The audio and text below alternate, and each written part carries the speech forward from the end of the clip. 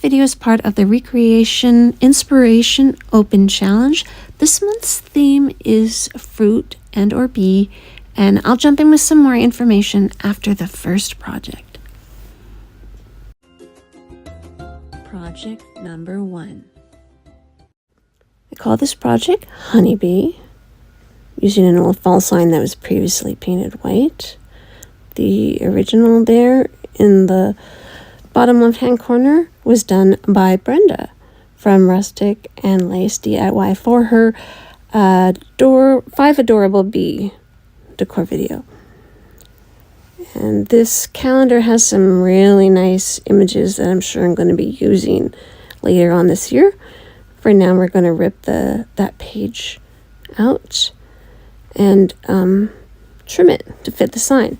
I'm not going to be able to fit the bottom part of the sign on, and I'm okay with that. I think it still looks good without it. Brenda managed to get the whole image in on hers. I used this sign because she had like a similar shape sign, so I didn't want to use like a pizza pan or a square sign. I was trying to imitate hers. I have this concoction. It's my version of Mod Podge, but it's a little bit too runny. Jackie from Blessed Beyond Measure uses her own Mod Podge concoction, and I think I just need to add more glue to mine. For now, I'm going to roughly trace the shape of the sign and cut it out because I do want to sand the edges. I like how that looks. It's a nice polished finish. For now, I Mod Podge the sign, let it dry thoroughly, and then came back in with my Hippo heat press to affix the image to the sign. I sand the edges with some sandpaper that I purchased from Dollar Tree, and I take my time because there's a lot of curves and points to the sign. Then I take it outside and give it a good heavy coat of this indoor-outdoor matte spray. The edges were coming up, so I did use some more of my Mod Podge concoction. And then once that matte spray was dry, I came in with my glue gun and made some honey drips on the bottom of the letters, just like Brenda did. And I put more drips, heavier, longer drips on the edges, just because I imagine that's how it would be in real life. But then I also did some smaller drips in the middle. While I was letting that glue set, I decided to go ahead and do the bow. I'm showing you the awareness ribbon shape, and then I'm going to scrunch it and tie it together with some jute, and then I decided to use that thin, that narrow buffalo check ribbon to hide the jute, because I didn't like how it looked with the yellow. But then I liked the buffalo check ribbon with it so much, I decided to make a shoelace bow with it on top of the yellow, and I think that looks just fantastic. So that was like a happy addition. When I did this in my head, I didn't have that bow like that, but I love how it came out. I do have to trim those tails though, they're way too long. I don't want anything covering the word honey. That's like, oh, that's just something that annoys me to no end when the ribbons or the bows cover up the words. Anyways, I got them trimmed satisfactorily. Is that a word? And I came in with the acrylic yellow paint and painted over the glue drips. And then while that paint was still damp or wet, I sprinkled some gold glitter on top. Because I didn't really want it yellow, very yellow, but I didn't have any gold paint, so I figured the gold glitter on top of the yellow would look good, and I actually like how it came out. However, it just seemed a little top heavy. So I traced the outside edges of the bee's wing with just barely small amount of paint. And while it was damp, I used the extra glitter. And I really love how that looks. Another thing that I hadn't planned, but that came out really nice. Went ahead and poked through the image paper to get to the original holes, and then shoved that narrow buffalo check ribbon through the holes, and better look at the final reveal. Jumping in with a little bit more information about this challenge. It happens every month on the 8th, and we choose a craft that we found inspiring and recreate it and give credit to the original creator. Our hosts are Amanda from 6 Kids and a Glue Gun, Charlene from the Crafty Art Shack, and then this month's guest host is Kay from At Home with Kay. Their channel links, as well as a link to the playlist, will be in my description box below. Sit back, relax, and enjoy the rest of the video. Project number 2. 3B fridge magnets. I created these using wood half beads and wood beads, paint, and some magnets. That's the original bottom left. Robin McIntosh is the creator, though it was posted on Pinterest by somebody else. I'll have the link to her website in my description box down below. For now, I'm going to paint the little heads black and the bodies in yellow. I used an acrylic paint yellow, but it was kind of bright, so I came back in with some chalk paint in like a vintage yellow. I set those aside. You'll see I painted some popsicle sticks. I end up not using those. I thought I needed them for the back of the bee, but it turns out just the body and the little head was fine, and the magnets fit perfectly on the back of the body. I trimmed some paper clips for the little bee antenna, and I just folded them and then rounded the tips because I like the way that looks. I have this buffalo check ribbon. It's narrow. As soon as I saw the bee in the picture, I knew I could recreate it using this ribbon. I cut 3 lengths of ribbon that were a size that I liked when I held it up to the bee body. And it was just a matter of liking the proportions. I made 3 loops exactly the same length and glue them with some hot glue, and then I did the exact same thing for 3 more lengths that were just a little bit bigger than the first ones. I folded them and secured them with hot glue like you see here, and then I'm going to pinch these 2 lengths together, so the shorter length and the longer length, to make the wings, the bee wings.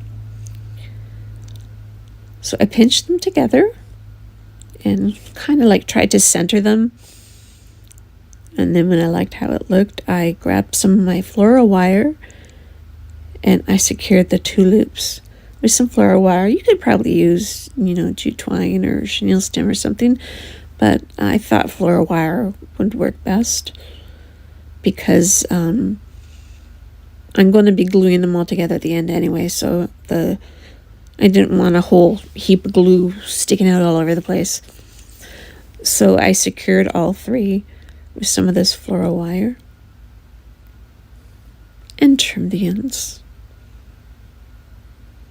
And you'll see I painted those popsicle sticks, but you can ignore them because, again, they weren't used. I held up the little wings to the bee body there, and I liked how that looked. It looked good with the little bee head, so I'm going to go ahead and glue these all together. I put some hot glue on the bee body and glue the wings to that. And I did the wings the way it was in the picture. Then I took the bee antenna and put a dab of glue on it. And then I set the little bee head on top. Waited for the glue to set. Then I put a dab of glue on the wings. and put the little bee head on top of that. And I just held it for a little bit, and it was perfect. Like I wasn't surprised, but I was just really happy that it came out the way I had it in my head. And I did the exact same thing with all three.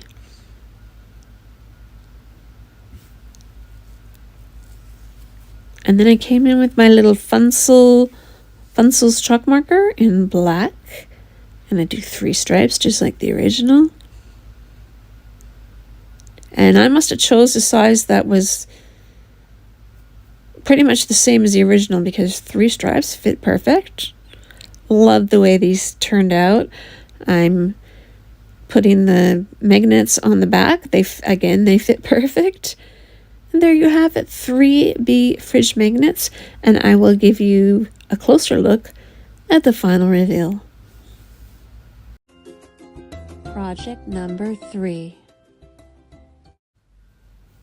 Welcome bees. We're just going to use a wood round paint, some plastic bees, carbon paper. So the original creation in the bottom left corner there was done by Brenda from Rustic and Lace DIY for her 10 lemon and bee DIYs video. So to start things off here, we're painting the wood round yellow.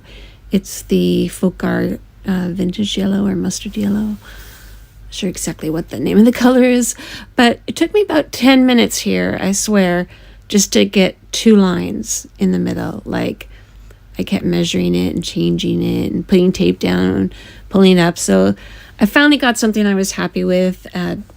Traced the outside edges of the tape with a pencil and then Mod Podged the whole thing because I was going to be using marker and paint and everything, and I just wanted a coating on it so it wouldn't soak into the wood. So here I am showing you the awareness ribbon shape. Then I scrunch it up, wrap some twine around the middle, tie it nice and tight in the back, and then trim the tails. I'm also going to add a black and white bow to that, and again I use the awareness ribbon shape and then scrunch it together, tie it with some jute, and then this time I actually used some of that narrow ribbon with the buffalo check, and I like how that looks in the middle. Now I'm going to use a piece of carbon paper and I'm going to trace this welcome word. The welcome word I printed, it was trial and error to get the right size. Next time maybe I'll use photo editing software where you can get it down to the inches, but this time I just created a text document, and I think my 3rd try I was happy with the size. So traced that with the carbon paper, came out nice and dark. Now I'm using my Funsel chalk marker in black to trace over the carbon paper lines.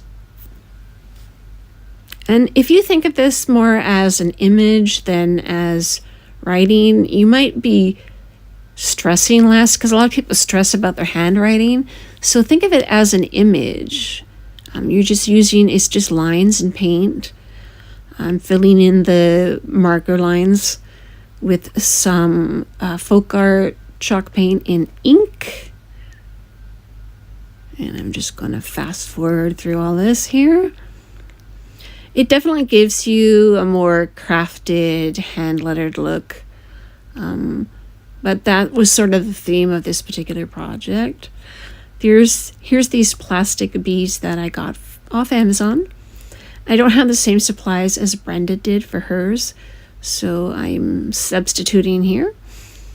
The bottom bees are pointed up, and then the other line of bees are pointing down.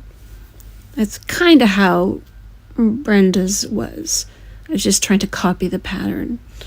Okay, I have the bows there, and I was thinking about creating a swag, but the florals were trimmed a little short, so I'm just going to glue them underneath the bow here in a minute. First, I'm going to get these bees glued down. I put some super glue on them, excuse me, and then I'm coming back with some hot glue. And now I'm going to do the paint. Oh, the lines, yes. So the bees are on there good. I'm filling in the lines. I don't know why I did the bees before the lines, but I did, so I couldn't tape the bottom there. So I just tried and paint as straight as possible without making a mess. If I had to do this again, I'd probably use, I'd probably do the lines not as wide, I'd probably make them a little bit thinner. But it is what it is.